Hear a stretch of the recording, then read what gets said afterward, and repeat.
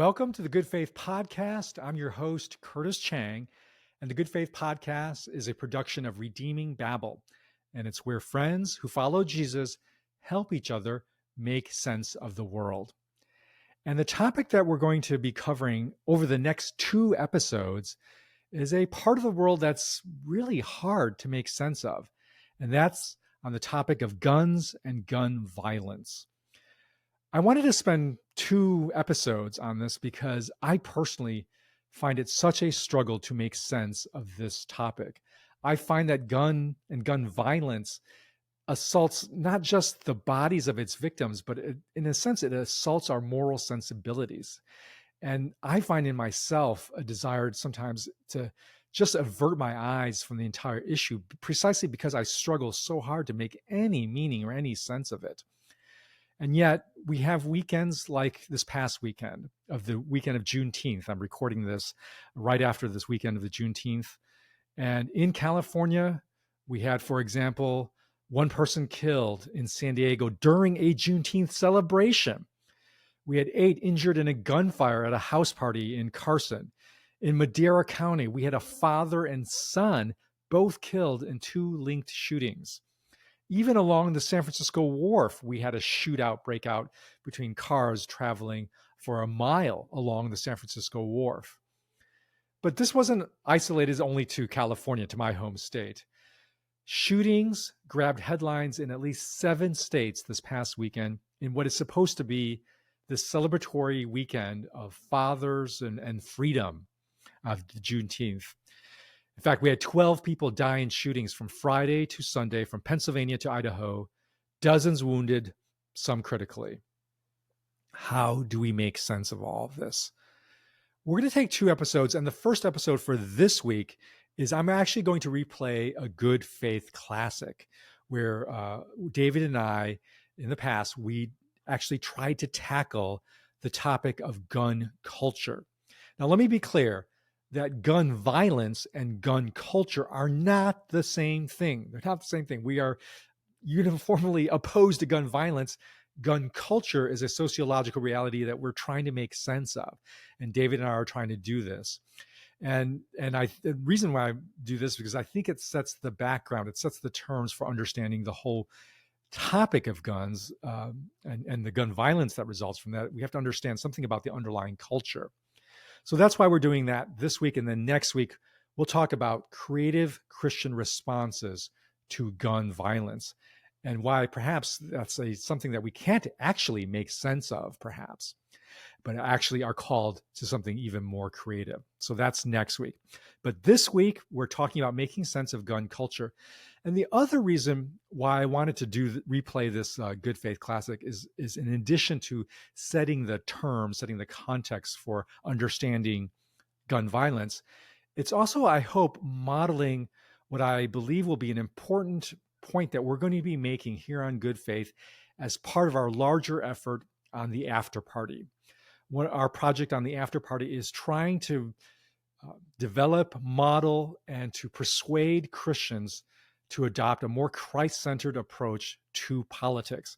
And one of our key points is that Christians can disagree and will disagree on the what of politics, on the specific policies, even parties that we have some degree of commitment and allegiance to.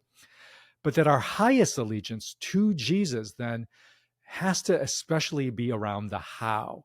That in the how of politics, as disciples of Jesus, we are called first and foremost to be disciples of Jesus, which means we learn from Jesus how we engage on these topics. And as disciples, as disciples with each other, following Jesus together, one of the key things about disciples is that a disciple is a learner. That's what it means to be a disciple. A disciple is a learner, first and foremost from the master, from Jesus. But also, if we are together disciples, it means we're also adopting a learner's posture with each other, even when we disagree on the what of politics. That the shared how of being learners of each other, to, as St. Francis prayed, that we seek to understand each other even before we insist on being understood. So David and I disagree on the what of guns, especially gun control. For instance, I really believe in more aggressive policies that restrict the supply of guns, whereas David wants to concentrate much more on things that might shape the behavior around guns and not tackle as directly restricting the supply of guns. So it's a difference on the what that David and I have. But I hope to model in this podcast, and you can be the judge of how well I've done this, the how of adopting a learner's posture, where I realize I need to learn from David, because there's things that David knows about gun culture, gun control, that I need to learn, and I need to adopt a learner's posture. So you can be the judge of how well I've done on this podcast, but that's what I'm trying to do in this episode, because I believe that learner's posture, that is the how of politics, must increasingly come to be what is our defining trait as Christians engaged in politics, that enables us, like David and I do here, to disagree on the specific what's, because we believe in a commitment to a how of politics centered on being a disciple, a learner of Jesus, and a learner of other disciples of Jesus as well. So with that, here's our good faith classic, trying to make sense of gun culture.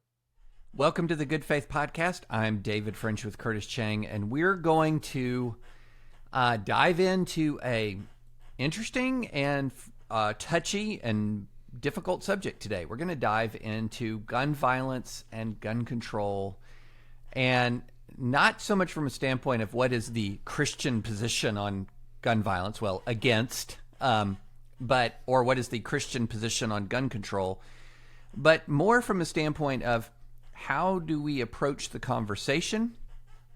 What's the we talk a lot and we have talked a lot in this podcast that politics has a how component and a what component. How do you approach conversations about the most difficult issues? In what way do you communicate about those issues? And then without divorcing it from the what. I mean, politics is about a what. What should the policy be? What should the outcome be? Even as you're thinking very hard about how should I live within politics in the political world, you're also thinking very hard about what should be the outcome of the political world. And we talk a lot about Micah 6:8 in this format of act justly, which is not optional. We're trying to seek a just outcome, but also two other components that are not optional as well: loving kindness and walking humbly. So Curtis, I can think of few topics better suited to put this framework to the test than our nation's argument about gun violence and gun control. Yeah, it is about as divisive as anything else. I mean, it is probably replaced, I think, at this point, at least in this cultural moment, replaced abortion as the issue that is galvanizing fear and hate on both sides. Yeah. And antipathy, and in the sense of the other side is incomprehensible to your side. So this is a great test for the how being as necessary as the what of politics.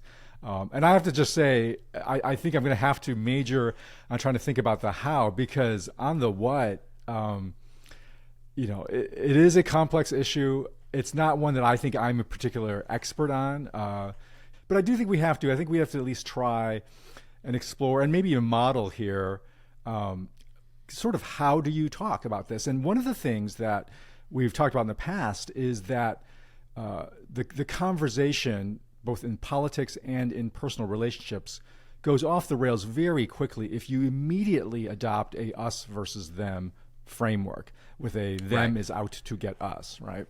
And at least one way to moderate the us versus them instinct that is so strong is to actually understand the human story that of the other person that holds a different view. And I think it's probably helpful even for our conversation, even if it's, we may not end up completely on polar opposites. I imagine we're going to be, on the what, on different, potentially different sides of this, that it's probably helpful to start with what's our story? What's our story with guns in particular? Because, the research shows that where you stand, or where you end up on gun control is significantly determined by your own life history, including from a very early age or childhood. It's like, what did you grow up with guns? Did you grow up shooting guns? Did your parents have guns?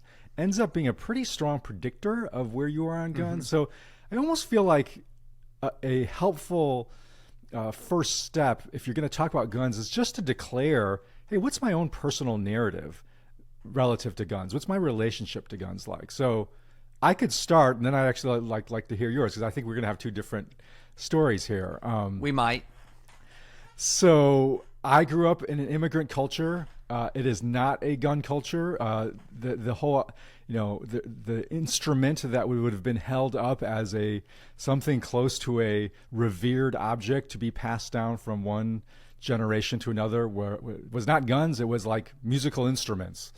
We were if anything, piano and violins. Like, don't touch my violin and pianos would have been the thing that would have been the protected instrument that we would have wanted to uphold in our culture. And I don't know if there was never any regulation against concealed carries of violins and violas, but if there was, I think my community would have rallied against that. And so, guns were just not in our lives. Now, personally, I was fascinated with guns, but that was in a military context. What David, you and I do share is we're both military history buffs, and so I loved to study guns. I can tell you why the MG-42 was the superior infantry squad weapon of choice in World War II. But what's foreign is when that weapon got inserted into the household, into one's own sort of personal lives or family life. That was bizarre to me. I just never experienced that. I don't think I knew a single family growing up in the Chinese American community that owned guns. Didn't know anybody that went hunting. So even to this day, I don't own a gun. The closest thing I have to a weapon in my house is my compound hunting bow. And I don't even hunt like living beings with it. The closest thing I shoot at is a styrofoam deer on my target at the target range I go to. So I don't actually think I have fired a live gun yet, which probably puts really me in your whole life. Yeah. I don't think so. Wow. I can't remember. Not of anything of high caliber, anyways. Maybe ear guns and that sort of thing. I think the closest thing I came to heavy carrying like an assault, something close to a machine gun or assault weapon, was actually at the Fantasy Baseball League draft that you hosted, David, where you took us out to the simulation sort of range. Range where we all were outfitted with like heavy tactical weapons and thrown into various virtual simulations with guns that were equipped to shoot with pneumatic pressure what it was like. And I was like, oh, I think this is the first time I've ever fired a semi-automatic or automatic weapon. I can't even remember firing a handgun. So this is, and I know this is why for me I am so inclined towards strong gun control laws. I have intellectual reasons for it, but I also have, I don't feel like it touches, I don't lose anything by advocating for that. And the other side that so values having sort of easier access to guns and gun ownership, it's incomprehensible to me. It's outside my range of experience, and so I know that shapes how I think and feel about guns. And actually, probably, David, my friendship with you has been my closest access to the world of gun ownership. And so I'm super interested to hear your story, David, and especially tell your story, David, with an eye towards me, and like, what do people like me, or who are lean towards people like me in terms of background, what do people like me really need to know and understand about gun culture and its place in your lives? Yeah, it's interesting. I used to think I knew what I meant when I said gun culture, but I think we have to parse that out more, and I'll do that when I tell my story. I grew up, and I don't remember a time when we didn't have a gun in the house. I shot a gun for the first time. I was so young, I don't remember when that was. So I was young enough. I remember shooting a 22. I remember it was a 22, which is sort of like if you grow up where I grew up, that's your first gun that you shoot is a 22 because it's got very, very low recoil.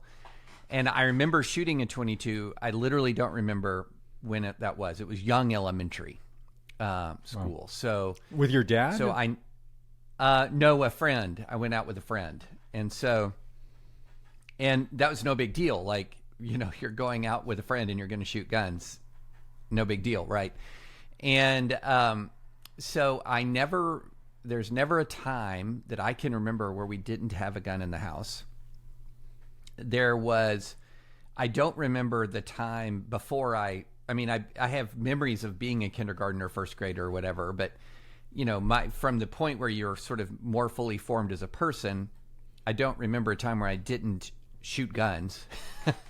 And my entire adult life, I've had a gun, at least one gun in the home for self-defense. And I'm not a hunter. I've never really gotten into hunting. I don't enjoy it that much. And so I'm not a hunter. I've owned guns because I enjoy target shooting. So I have some guns that we use for target shooting. My son got into trap and skeet. So we have some shotguns that were in trap and skeet. And by the way, listeners, if you have a kid who says, I would really like shooting sports, two things about that. One, they're a ton of fun. And the whole sort of like when you go to an event, there's a really great spirit about it. It's a lot of fun. But number two, it's so expensive. Like if your kid is like, maybe I'll try it. Watch your checkbook, because my goodness, that's expensive. But let's put that aside for a minute. Wait, David, hold on. Anyway, I want to ask. So, what in your early memories of shooting a gun? What was your early memory of what it felt like? What was the feeling? It was fun. Target shooting is fun. Like it's kind of tough to explain if you've never done it before, but if you put up a line of like apples or Coke cans or whatever, it's fun. It's a challenge. It's fun. Yep. So I don't remember because it was so demystified. I mean, it was never at any point was it like you were taught from the beginning that you treat a gun with caution, extreme caution. So you're taught all of the rules, but once you're taught the rules and you understand the rules and how how to be safe, it's demystified. And so you never had this sense of, it was more like, okay, what are the rules? Here are the rules. I'm being closely supervised. Here's what we're going to do. You're shown you're taught how to handle it. And that, and especially when you're younger, you don't really have this sort of sense of this is something that is a subject of contention or controversy. Mm-hmm. It's more like this is what you do. This is what you learn when you're growing up. And so that's where I always was. It was what I did. It was just what I learned. And I didn't shoot a bunch when I was growing up, just a moderate amount. But then, I had a gun for self-defense my entire adult life. And Nancy, our special guest last week, also grew up completely around guns. She shot guns when she was younger. She would go deer hunting with her dad. So we both grew up in that environment where owning a gun, I don't think she has a memory of a household that didn't have a gun. And so, but that's what I would recall gun culture, in the extent that you are used to being around guns, you understand guns, you know the rules of dealing with guns, you purchase guns for specific purposes, whether it's target shooting or hunting or self-defense, and you just know them. Then there's something else that's happened in more recent years that I call gun fetish. And this is something that if you see like a Christmas card from a congressman, and every single member of the family has an assault weapon, so-called assault weapon of some sort, or Congresswoman Lauren Boebert and how she has crossed AR-15s behind her when she talks, and how it seems to be almost mandatory for a Republican politician in some parts of the country to pose with an AR-15. That's what I call gun fetish culture, and that is alien to me because the issue with guns was not that they had special meaning, in other words, an elevated meaning. Yeah. It's that they were sort of a normal part of life, and they were a normal part of life, not a central part of life. And I think that that's the difference between gun culture. These guns are a normal part of life versus gun fetish, which these guns are a central part of life. And I think especially in recent years, you've seen a lot more of the gun fetish world emerge, that I am defined by guns. You know, you see this like Josh Mandel, what was his, he finished second in the Ohio Senate primary, and his tagline for his race was pro-God, pro-gun, pro-Trump. Right. You know, that's gun fetish. There was this fringe Georgia candidate who gubernatorial candidate, I believe hers was God, baby, and God, guns, and babies. Right. That was her. So you see that is alien to me. That gun fetish world is alien to me. You had a much more sort of detached view of them as an instrument, as a tool, not as a marker of identity, if that makes sense. Yeah. So how did we get there? How did we get from guns as an instrument, normalized instrument in life, to gun fetish as an object of identity and almost worship and exaltation? You were closest to that culture, where that has happened the most. What are why did this happen? I would put it as at the feet of the negative cultural effects of negative partisanship. So let's remember what negative partisanship is. Negative partisanship is I support the Republican Party not because I love Republican points of view, but because I might hate or fear Democrats. Or I support the Democratic Party not because I love the Democratic platform, but because I hate or fear Republicans. And so what has ended up happening is this culture that you've really seen come up in the last 3, 4, 5 years of what you'd call owning the libs. In other words, intentionally provocative conduct designed to create a negative emotional response. You know, I think the Daily Wire sells a liberal tears tumbler, hot and cold liberal tears. And so this whole mindset is taking on a life of its own, which is I'm going to display open defiance, and I'm going to be as openly defiant as possible of the values and mores of my political opponents. So the more I can be defiant of them, the more sort of emotional response I can get from them, the more successful that I am. And you see this pattern repeated across all kinds of categories of discourse, So if moving for a moment from gun rights, especially online, you will see people who Twitter accounts or, social media accounts of prominent Republicans that are very disproportionately focused on the trans issue, but not in a way that's attempting to be persuasive, but in a way that's attempting to sort of mock and trigger and inflame, because the goal here, that's the whole goal, is to create a reaction. And hopefully in creating a reaction, sort of make the other side look unreasonable. But, forgetting the fact that the actions you're taking to create the reaction are often unreasonable all in and of themselves.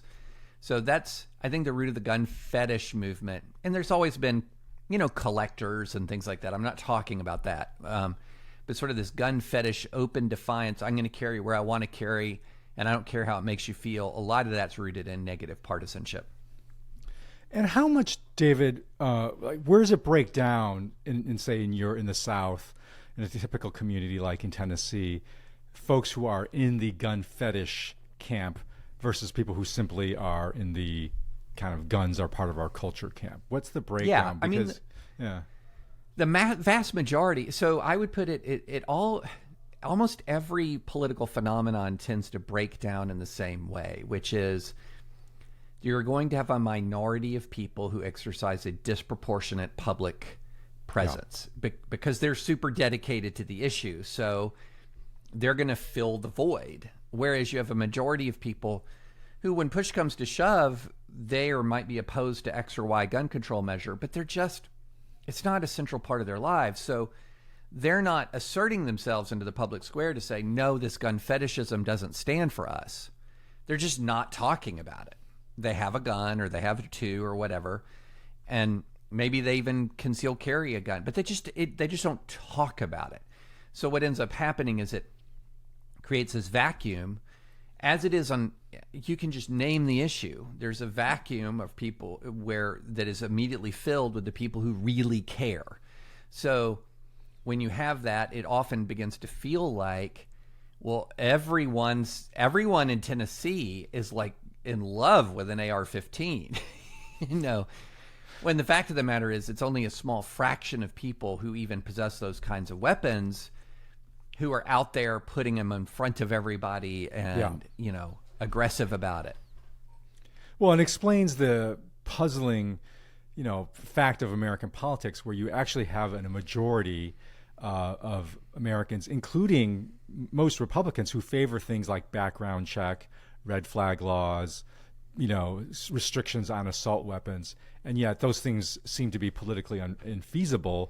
And it sounds like you're saying because the politics of it is so, at this point, so overly dominated by the gun fetish far extreme that they've shaped the terms such that, in the binary of between guns or not guns, the gun, if like, no, I want guns to still be part of my life, it means adopting whole hog the full extreme of that version of that viewpoint.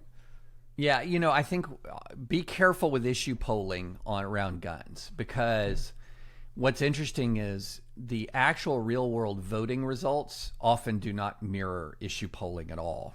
So I'll give you, the New York Times actually today, we're recording this on a Friday, today has this really interesting analysis of the difference between issue polling results on things like background checks and actual votes. So what's interesting is in California, for example, in 2016, there was a referendum on background checks, and the expected support based on issue polling was 91%. The actual support was 63%, still a solid majority, but this is California. Maine had a background check issue poll expected support of 83%, but the actual support was 48%. For example, going back to 2016, it says Hillary Clinton fared better at the ballot box than expanded background checks in the same states, most on the same day, among the same voters. So I have, if you listen to advisory opinions, you'll know that Sarah and I often rail against issue polling, because what often it does is it measures sentiment in the abstract, but it doesn't measure concretely, nor does it measure priority. And so what you consistently find is amongst voters who place, and this is true on life issues, this is true on judges, this is true on guns, amongst voters who place a priority on the issue, there tend to be more, voters tend to be more supportive of gun rights. They tend to be more pro-life. They tend to be more focused on judges amongst people who put a priority on those issues. And it's the people who put a priority who decide it. Like right. It's the people who emphasize it that decide almost any issue in American life. So how come, David, it sounds like you're saying there is a block of folks in what we might call gun culture who believes that it's okay, it's normal to have guns in households. You think there's a block of people there who are not gun fetishes, who wouldn't view any would you say those people would be open at least to some forms of gun control, or would they say, no, look, you don't even touch the sacred object? They're going to be open to some forms, but they're not going to be the same forms of gun control that, say, somebody who comes from San Jose, so to speak. There and so that's what the kind of gun reform that people who come from a gun rights culture are most open to is gun reform aimed at behavior of people, not at the gun itself. Okay, so that's why you have broad support for prohibitions on felons in possession, which is a prohibition not on the gun, it's a prohibition on the person who has, as evidenced by their behavior, disqualified themselves from ownership. It's why you have high degree of support for restrictions on people who've been adjudicated to be dangerously mentally ill. It's not the gun, it's the person. It's why there's broad support for prosecuting straw purchases. A straw purchase is where you buy a gun for somebody who's not qualified to own one, or who's not legally able to own one. And you buy it, you lie on your report, your form, the federal form that you fill out when you purchase a gun. You lie about who it's for. You give it to somebody who is not qualified or is not legally able to possess. High degree of support for that form of gun control. Again, behavior-based. There's a lot of curiosity and amongst a lot of people on the right about red flag laws because they're behavior-based. In other words, if you have engaged in behavior that indicates you might be a threat to yourself or others, then should you have weapons? National Review just this week editorialized and said that it was open to red flag laws. Marco Rubio and Rick Scott have submitted legislation last year for red flag laws. Doug Ducey, governor of Arizona, all these are Republicans, right? Has indicated support for what he calls severe threat orders of protection, a form of a red flag law. And that is, I think, that's the kind of gun control that you are, that's the kind of gun control that you tend to see people who come from a gun rights culture being open to. It's behavior-based. And what do you think about that? Because it does seem like, well, let me throw out one demographic in which behavior-based sort of gun control doesn't really address, which is children and teenagers. And right now, guns, according to all the sort of studies from public health, is the number one leading killer of children between 0 and 19, more than anything else. It is guns that actually kill children, and accidental discharge is a significant public health problem. And so that would argue for, look, the guns themselves, not just the behavior, because these are children who, you're not, the various regulations you're talking about aren't going to address their behavior, especially around accidental behavior, especially around suicides also, right? Mm-hmm. And so what's the argument for against people who are saying, look, okay, behavior is one thing, but the widespread availability of this weapon itself is a problem? Yeah, so a couple of things. One, that stat I think is misleading because it includes 18 and 19-year-olds, which are prime ages for criminal gun violence, and our 18 and 19-year-olds are not typically considered children. So I saw that stat flying around, and I was like, really? And then you dig in and you realize it's 18 and 19-year-olds are included. Once you exclude 18 and 19-year-olds, that changes dramatically. But on the issue of children and accidental gun deaths, there is a behavior-based reform that, in fact, is one of the only ones to show real promise in decreasing unintentional injuries and deaths, and those are child access or safe storage laws. So, in other words, the issue is, do you have safe storage in your house? And so laws, again, those are laws that are related to behavior. What are you doing with these guns? Are they locked away? Do you have a safe? And so child access laws have an actual measurable effect, according to Rand Corporation studies, on both unintentional injuries and deaths and suicide. And so that's one of the few, by the way, gun control measures that does have a pretty strong relationship with the challenge it's designed to address.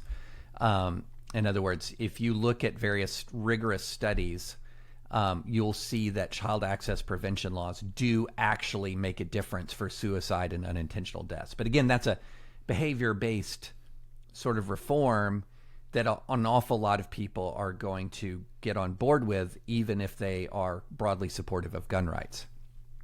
And so what are the political prospects right now of behavioral-based gun control if the access is, you feel like, is a dead end politically? Yeah, that's a really good question, because it's super complicated, because here's what tends to happen.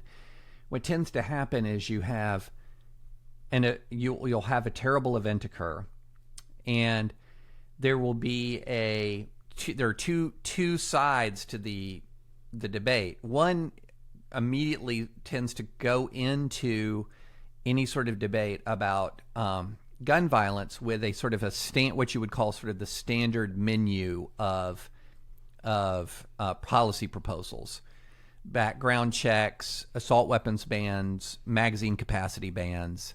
That's sort of the standard menu. And then you have the right will say no to that. And then you don't really get to stuff that's outside of the standard menu. And so that's why one of the reasons why I've been jumping up and down yelling about red flag laws, because they're relatively new. I believe the first one was actually passed in perhaps 2005. I could be wrong about that. But they've only become a popular thing to talk about, or relatively popular, in the last 4 years. So it's relatively new. So it's not part of the standard menu. So I'm up there jumping up and down talking about this relatively new thing. But we always it's always Groundhog Day on the actual policy proposals, and some of the other stuff that's been deemed to be pretty darn effective often just isn't part of the conversation, because it's not the thing that really gets people motivated on either the right or the left. You're talking about the red flag laws. I was talking about child access and prevention. Oh, child access, yeah. Yeah, so it's not part of the conversation because it's kind of not part of the standard menu of policy responses. Because again, when something terrible happens, you're not necessarily dealing with a huge body of lawmakers who are really expert in all of this stuff. I would bet how many of them have even looked at the Rand Corporation's website that's sort of this big study of studies of gun control? 1%? I mean, so they go with the standard stuff, Yeah. I'm a Democrat. I'm for X, Y, and Z. I'm a Republican. I'm against X, Y, and Z. And it's hard for the other out-of-the-box kind of things to sneak in. So let's talk a little bit. I mean, the policy debates feel stalemated, and even the studies. One thing I was looking at in preparing for this was just also how actually few studies there are on things like efficacy of various gun control laws. I think that was part of the point of that Rand control, the Rand Corp study, was just that a lot of these studies are poorly designed, have various flaws to them, and there seems to be even just a need for better understanding at a public policy level for, hey, what works and what doesn't. So that's a whole complex set of issues. I want to shift the gear towards, though, back to the how, in that if this is an issue that we are stuck in because we just don't even know how to talk about it, what could be the distinctive contributions Christians can make to this conversation? That's a really good question. I think there's a couple of ways that we can make a contribution.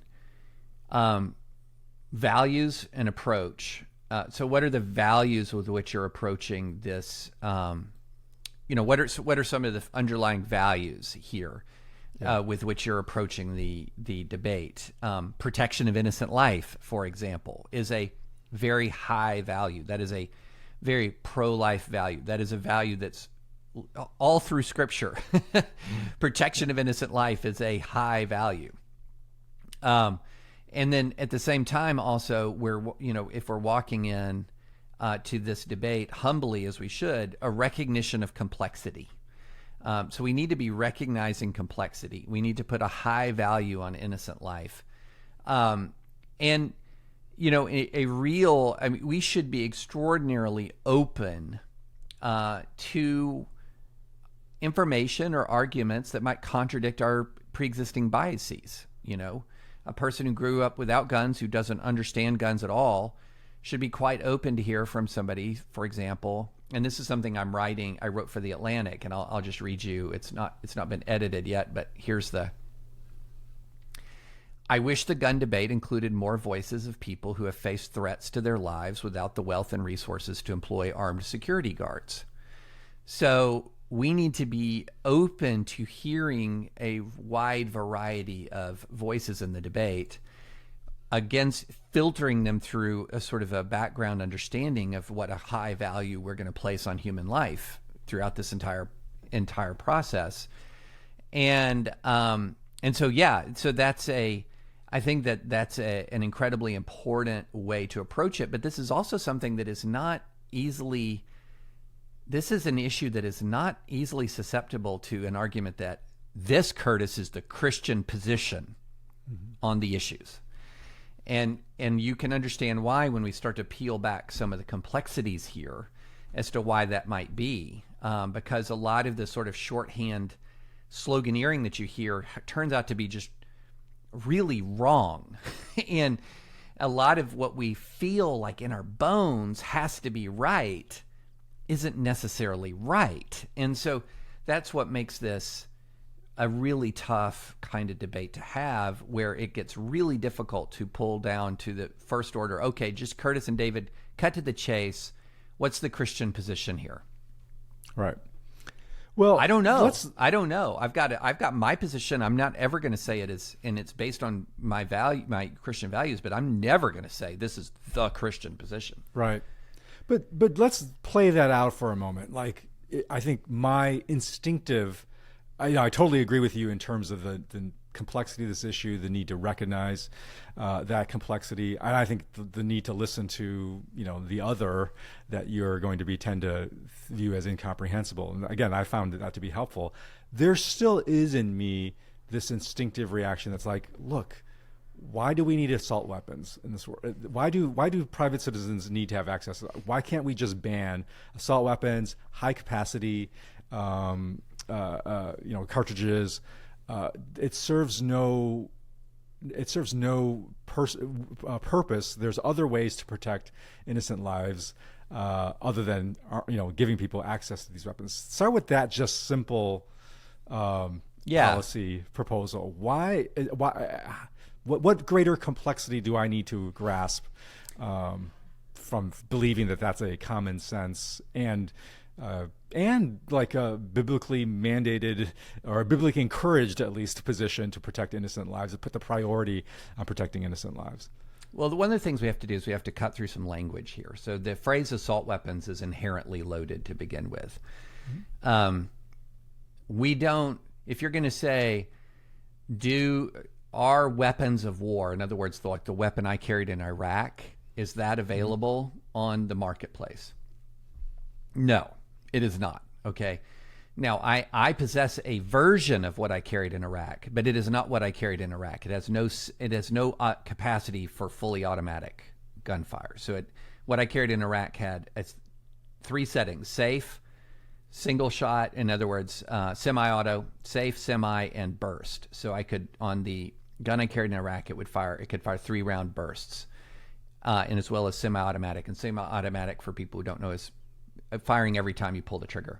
Well, firing every time you pull the trigger is the single most common way that rifles are designed. It's the single most common way that handguns are designed. So when you talk about assault weapon, what are you talking about? Well, you're usually talking about a rifle that works the way all other rifles work, but looks military style and has a detachable magazine.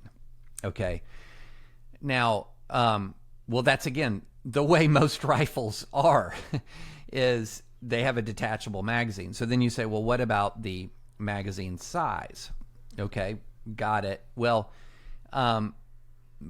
when we talk about as large capacity magazines, we're often talking about what are actually, another phrase to use is standard capacity, the normal size magazine that comes with a weapon of that type. And the Supreme Court has an interesting way of phrasing the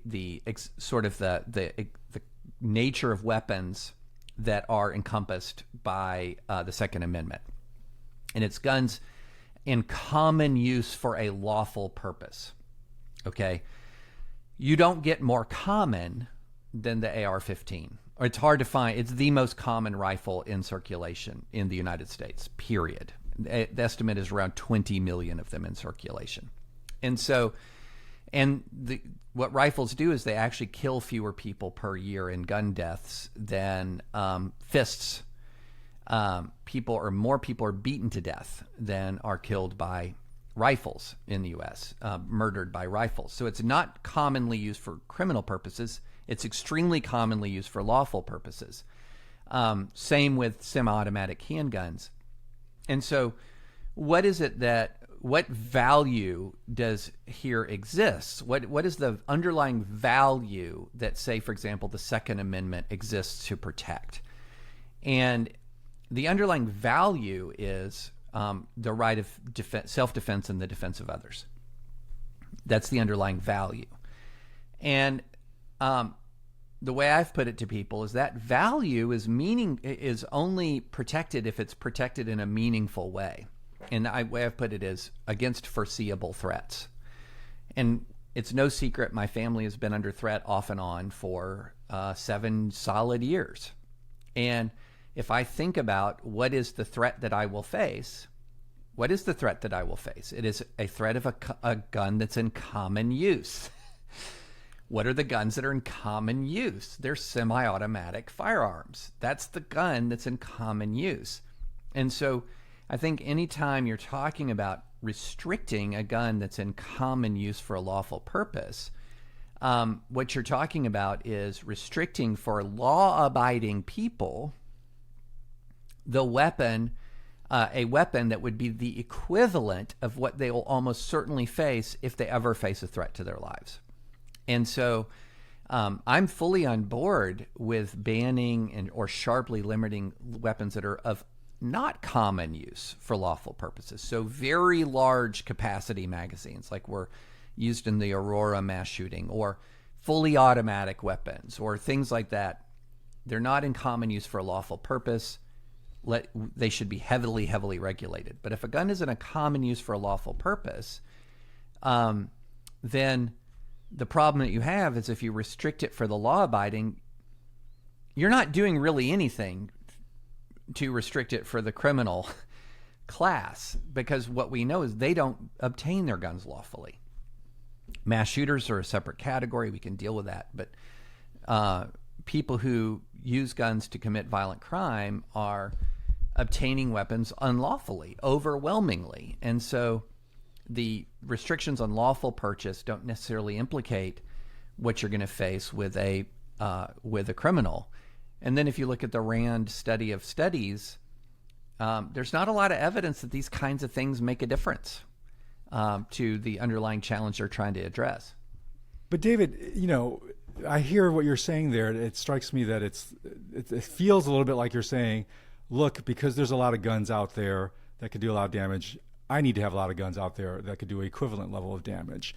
And we're back to the level of, well, okay, if there's a lot of guns out there, then we need to arm people with a lot of guns of a certain caliber and type and function and so forth.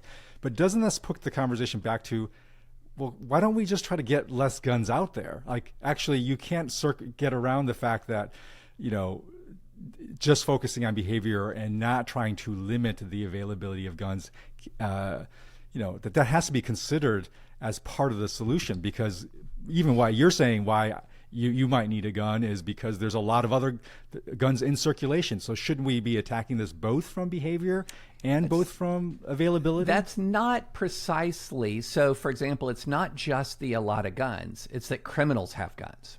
Okay. That's not exactly the same thing. So, for example, if you look at murder rates around the world, there are many countries in the world with much higher murder rates than ours. And every last one of them has much lower gun ownership rates, much lower. So if you look across Latin America, which has tons of countries across Latin America have much higher murder rates than the United States, every one of them has way lower gun ownership rates. So it isn't just sort of this one-to-one thing that says more guns equals more crime. It is much more of a how do criminals behave is a really big part of the equation. And so it isn't just, that's one of the things that I think gets really lost in a lot of this is we sort of say, well, we're awash in firearms and that's why we're awash in gun violence, or we're awash in firearms and that's why we have high suicide rates. When you can go across the world and find nation after nation after nation with much lower gun ownership rates and much higher and higher rates of violent crime and higher rates of suicide. Russia, for example, has very low private gun ownership rates, has very high homicide rates, it has very high suicide rates. South Korea has microscopic gun ownership, but very high suicide. And so a lot of the issue here isn't so much, well, it's just like math. The more guns you have in the population, the more crime you have. A lot of it's about behavior of, behavior of and means and methods and use by the criminal class in society. And it's not necessarily tied to percentage of gun ownership, like how many people have guns. Even if you break it down in American demographics, it is not the case that the demographic of Americans who owns the most guns commits the most crime. That's not the way it works at all. And so that's why it gets really, and again, that's why if you're going to look at these studies of, for example, the efficacy of restrictions on guns themselves, the evidence is non-existent with mass shootings and very iffy on violent crime overall as to the efficacy of any given gun regulation. It's because it's aimed at something that isn't necessarily the actual problem, if that makes sense. Yeah.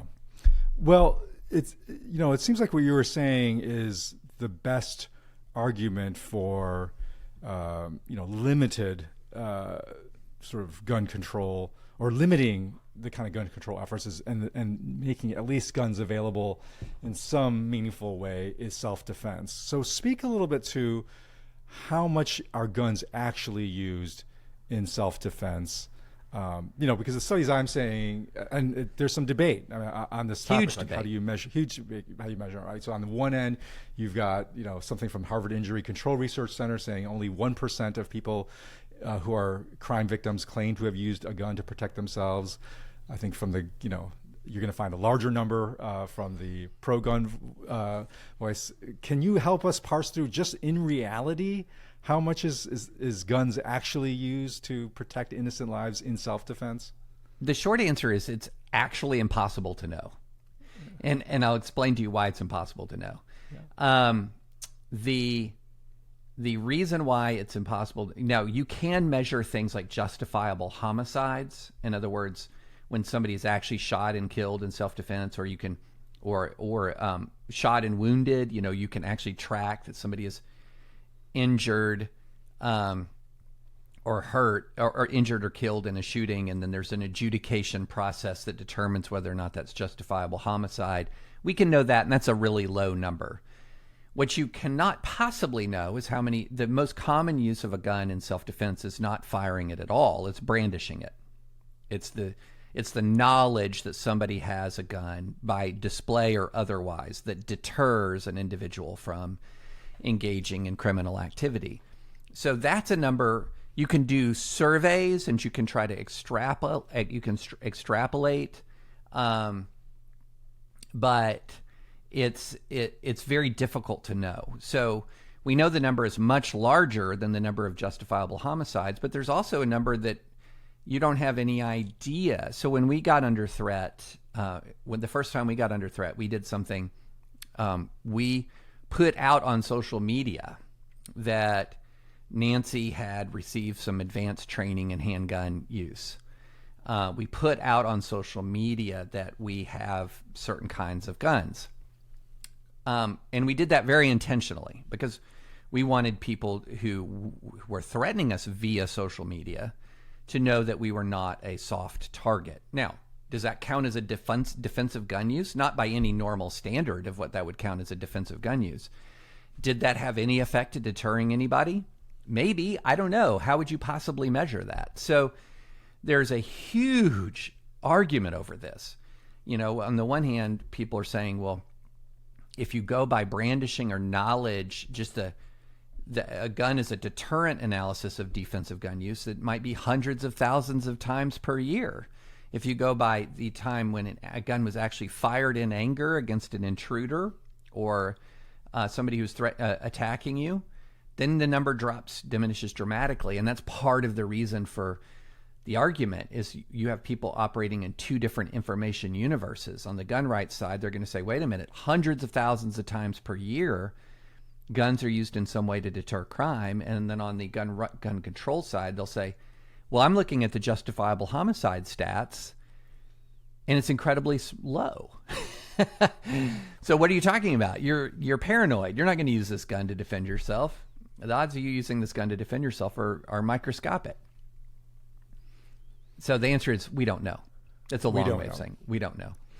And I'm guessing that many listeners are, or at least some listeners are in that mode of like, well, what do you know? What can you tell us ought to be the answer here? And probably you might be listening to the last 45 minutes feeling like, oh, you're making my head hurt with all the complexity of this issue. And that's kind of the point here. We're saying is that part of when we're in these polarized situations and environments, that in a strange way, complexity actually is your friend. I mean, as a Christian, is your friend, because it does force you to actually slow down and actually check your immediate reactions. You may end up in a different place. I don't, you guys are all hearing conversations I've had, variants of conversations, of snippets of conversations I've had with David in the past.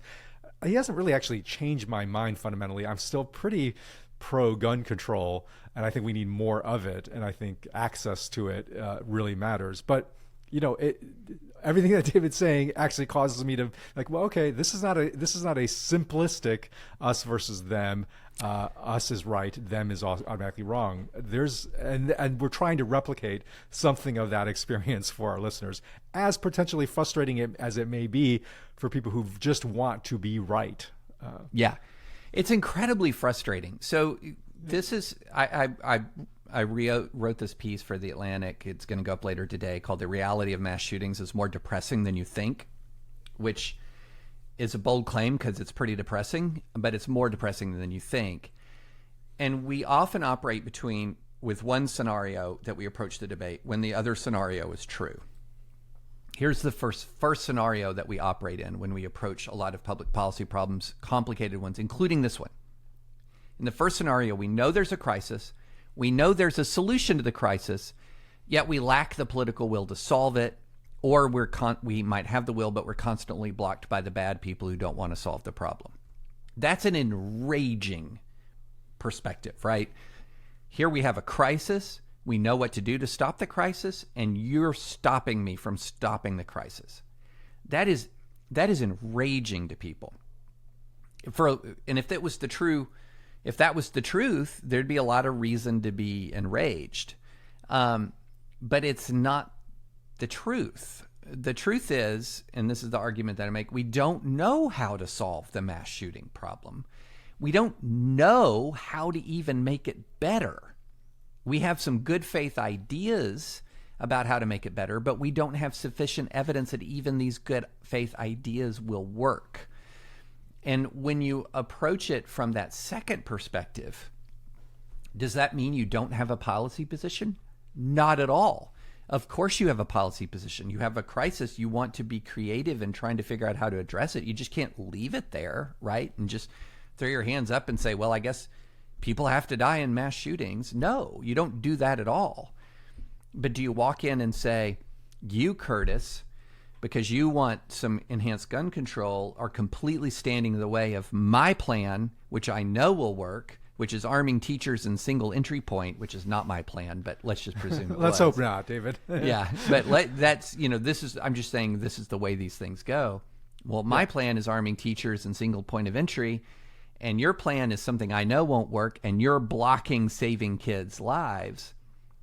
See how different that is than a approach that's based on sort of the reality. So anyway. Well, let's each give ourselves one last turn at the soapbox here, David. You have written publicly, like, look, here's what I think we ought to do. Again, realizing that it is not going to solve everything. There is no one panacea here. But you have said, even in multiple times, even in this podcast, that you really believe a starting point that can command potentially some broader consensus across the ideological spectrum are red flag laws. And producer Chris has put in a note here saying, hey, explain more clearly what red flag laws are. So your last turn of the soapbox, make the case. First, explain what red flag laws are and make the case why at least it's a helpful starting point for anyone, including Christians, who want to actually try to make a difference on this issue. Yeah, so here's the short version of why I'm in favor of red flag laws. And for those who don't know what a red flag law is, it's very simple. It is a policy that allows you to petition a court for an order seizing the guns from somebody who has demonstrated that they are potentially harmful to themselves or others. So the reason is pretty simple. We now sadly have 50 years of experience with mass shootings in the United States.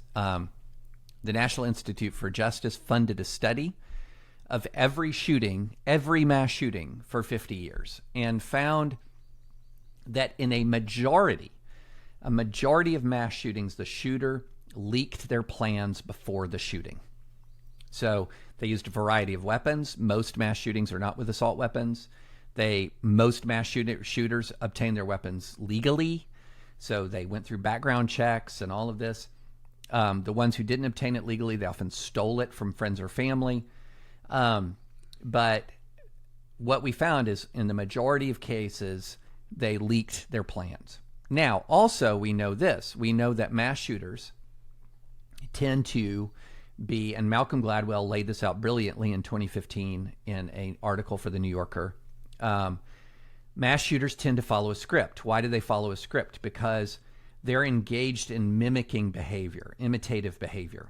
One of the reasons why we have so many is actually going all the way back to the hold that Columbine shooters have on the community of disaffected, alienated young men who often become mass shooters. And there's a script, and that script includes leaking of plans. It includes broadcasting your menace and your radiating your menacing intentions.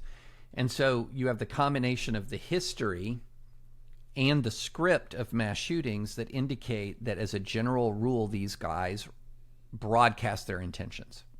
And so what is a red flag law is directly aimed at that script. It's directly aimed at that history. And so unlike some other popular means of gun control, which have not been proven to have any effect on mass shootings, this is one that is aimed directly at the evidence of how these guys operate.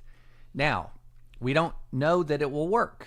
The Rand Corporation study of studies basically says we don't have a sufficient study of the effect of red flag laws, and the answer for that's pretty obvious. They're really new. So to know whether they're going to work will require a lot more study.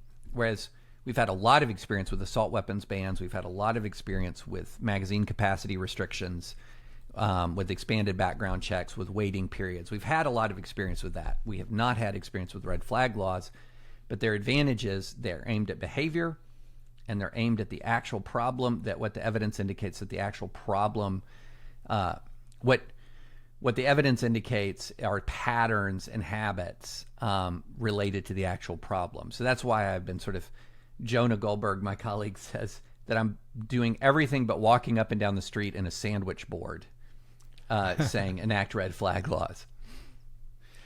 Well, here's my last turn at my soapbox on this, which is it strikes me that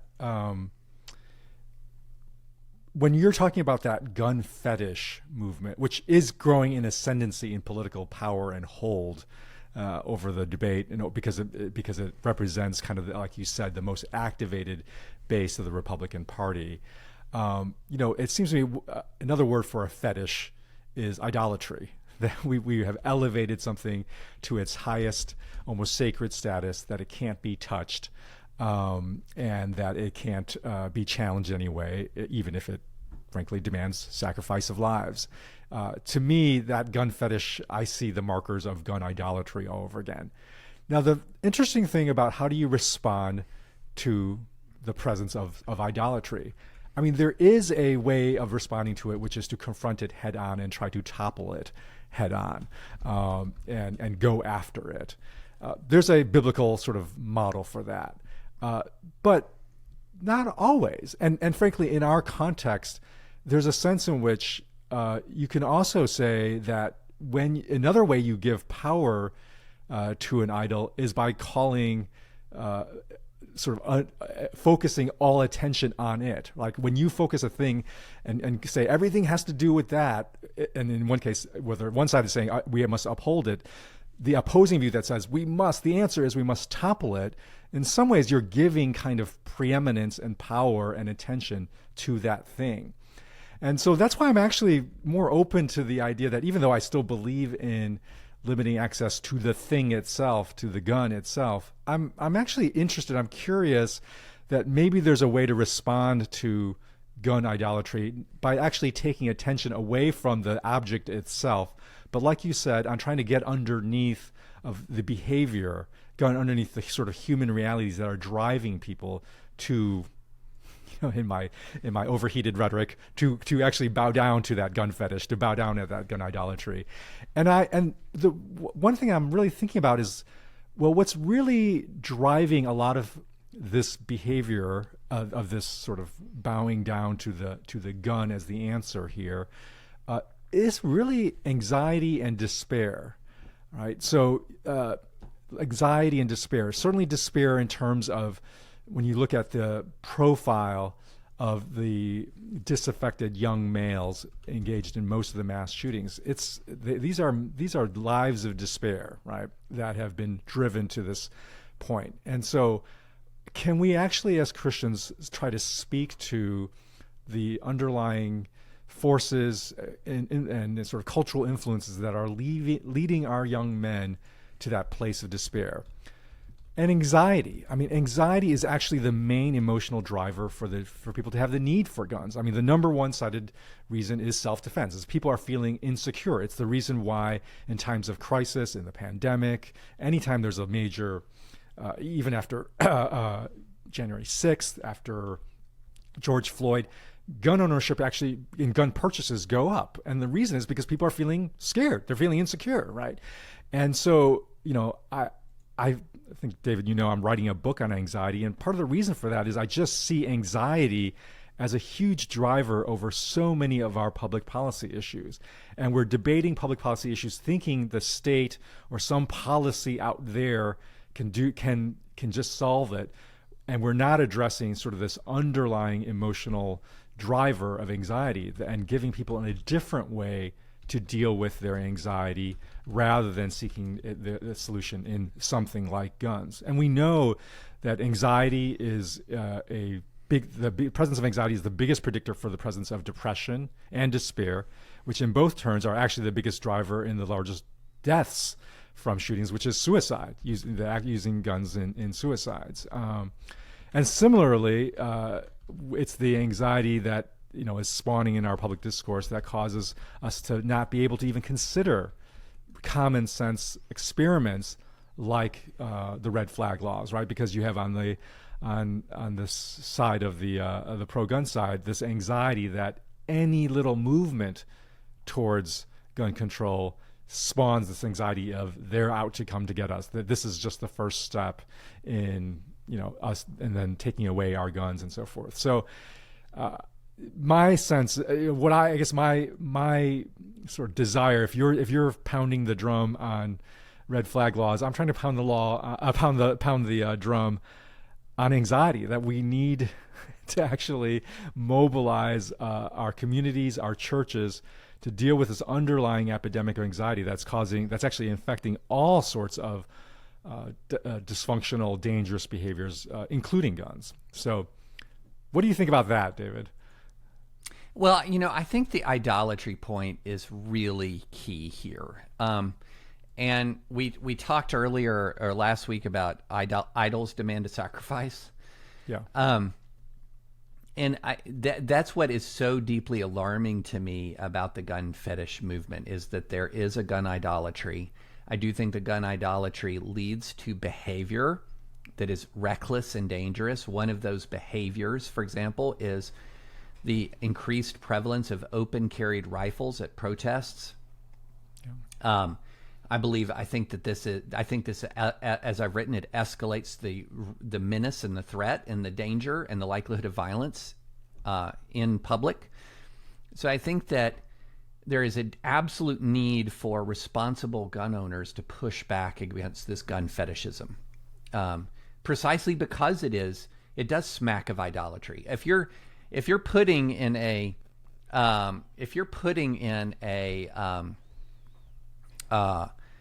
ad, God and guns are in the same lineup, right?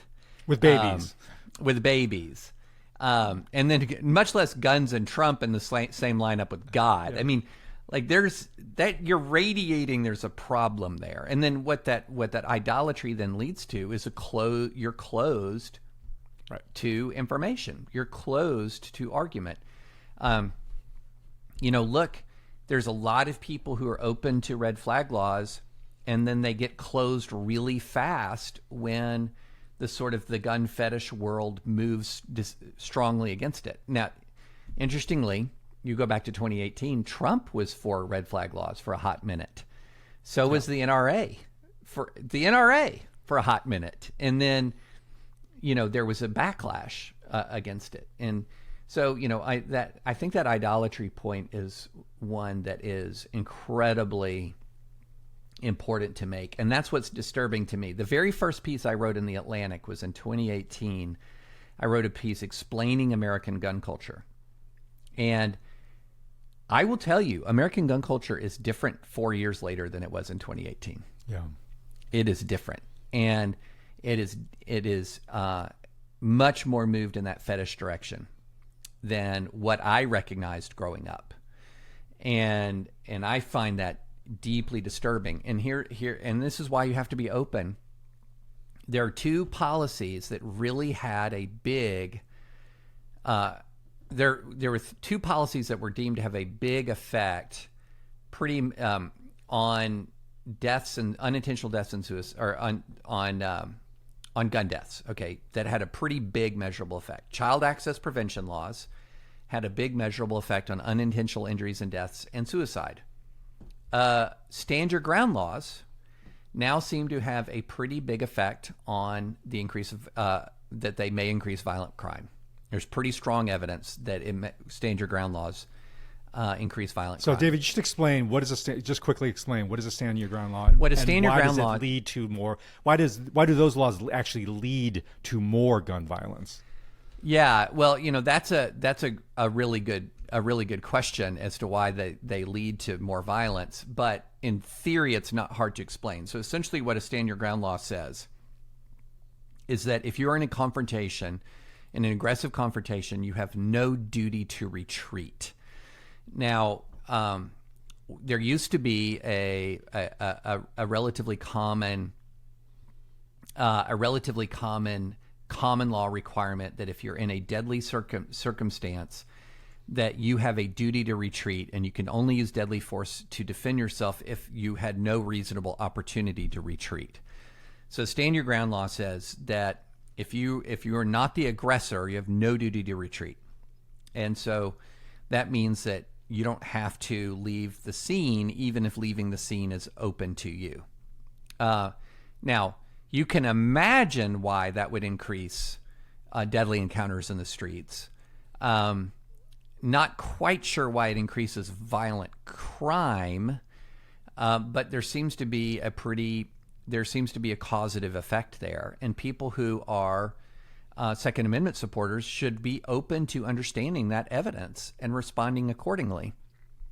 And there's nothing that says that my ability to defend myself trumps the obligation to even preserve the life of my attacker if I have the ability to retreat. Right. So I want to just try to draw us to a concluding note around this theme of challenging gun idolatry, because it strikes me that, in the biblical model, there is some challenge that can come from the outside and must come from outside of the culture that's in, so you have, for instance, the prophets critiquing the idolatry of the nations happening in Babylon and Syria. They're not Babylonians, they're not part of the Assyrian culture. They're outsiders looking from the outside in. That would be like me challenging gun idolatry in the gun culture, right? You can do it. It's probably necessary at some level. Is it really going to actually change the behavior of Babylonians and Syrians? Probably not. Then you also have the model of prophets in exile who are now they've been sent into exile. They're now part of the Babylonian or Assyrian culture. And almost kind of from the inside, they're more speaking to the idolatry. Or the other example would be Israel, probably more relevant example, Israel's prophets speaking about Israel's own idolatry as Israelites and saying, look, this is not part of the true Israel culture, this idolatry you're practicing. That's probably the better analogy here. And so it strikes me that, David, frankly, you're much more of the key prophetic voice here against gun idolatry than some Chinese American living in progressive San Jose is going to be. But the key would be then for people like me and people like you not to be pitted in a us versus them camp, but to be able to make a common cause in calling for repentance against gun idolatry. And this is where we're going to need to be able to embrace some complexity in order to say, okay, where is the real common sort of threat, true spiritual threat here that we can agree on, and be able to, because otherwise we're actually on the same side on that front, whereas we may be on different if we sort of fall into the simplistic definitions provided by the current debate.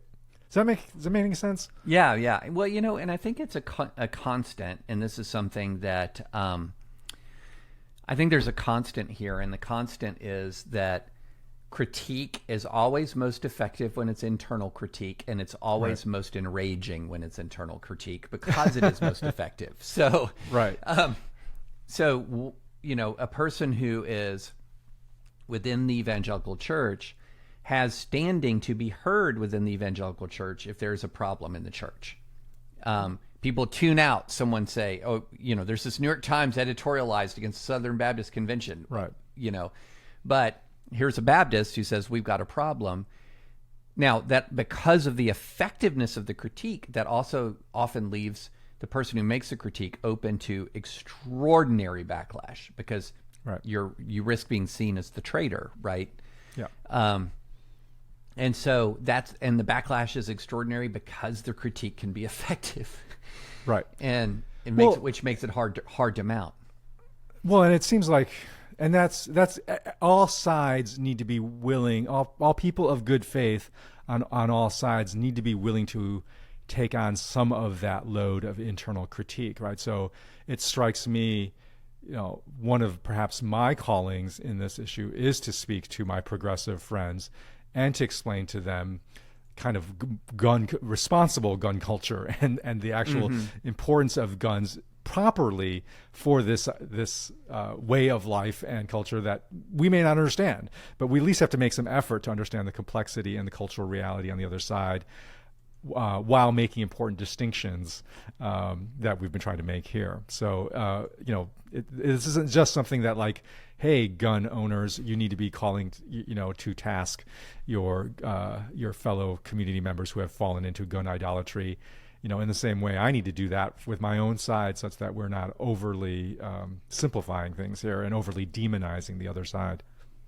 Yeah, yeah. And that's exactly right. And once we recognize complexity introduces humility, in my experience. The understanding of complexity introduces humility. And sometimes it takes a long time for people to understand complexity. I have seen in my lifetime debates over the Middle East evolve. 20 years ago, people knew how to handle, peace in the Middle East, and you were an idiot if you disagreed. Right. And 20 years later, there's a lot of humility in approaching these kinds of issues. And not everywhere, of course, not everywhere, but a lot more than I saw 20, 25 years ago. And that is not the case right now in the argument over gun violence. In spite of a lot of experience with complexity, it's still not the case, in part because it's so thoroughly caught up in the red-blue divide, and which inhibits and disincentivizes any kind of complex treatment of an issue. And compromise, which is the only way this is going compromise. to. This is, Right. It's the only way we're going to get anything done here. Neither side is going to actually wield enough cultural or political power to enforce our will on the other here. Yeah, yeah. Well, okay, man. This might have been our wonkiest. Yeah, Our it was a lot of wonk. podcast. A lot of wonkery in here, but you know what? It's important. It's important because there's a lot of agreement on core values. We want to defend innocent life and protect innocent life, and a lot of confusion on how to get there. So it's going to get wonky. It absolutely is. So anyway, whew. Okay, I'm tired after that one. Please rate us if you have not rated us yet on wherever you get your podcasts.